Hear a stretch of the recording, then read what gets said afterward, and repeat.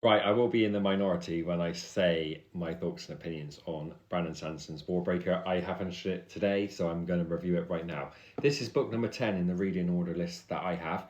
I've read obviously the Mistborn trilogy, I've read Elantris, and loads of short stories in between.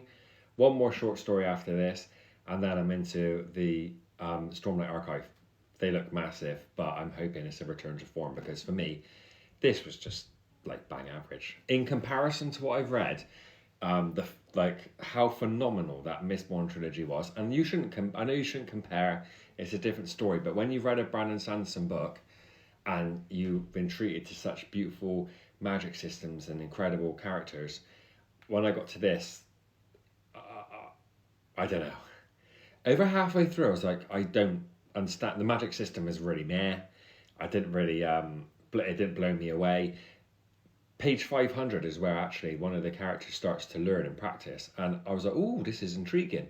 500 pages in. I was like, it's a little bit late. It's 650-page book. So by that point, I was just like, okay, the magic system was just a dud for me. However, um, the other things I look forward to with a Brandon Sanderson book is the war and politics.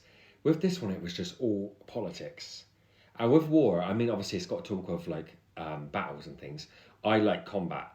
So you do get a lot of combat throughout. There is a couple of scenes, but they're very sparse. And at the end, I won't say too much, I don't want to spoil it, but there's a lot of statues that are sent to go and protect a location.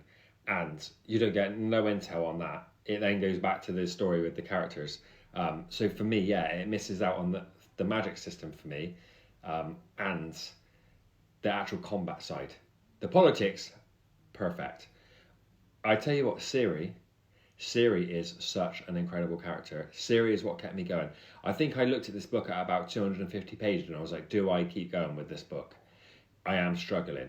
However, that POV with her and the God King was enough to keep me going because I was like, well, if I don't carry on, I need to know what happens with those characters. So obviously that's a plus point. And then from that point onwards, I then started to fall in love with other characters. So maybe it was just a bit of a slow burn for me. That the magic system wasn't the best in comparison to the ones I read. Yeah, I think I rated it like 3.25. So the plus thing about a brand new Sando book, if you ripped out pages of a book and handed it to me now, and from any of his books, and I didn't know what you were giving me, and I read it, I would know instantly it's Brandon Sanderson because he's got this amazing way. But just for me, the formula of this book just was a bit off. But that's my thoughts and opinions. I will continue my Cosmere journey and keep you all updated.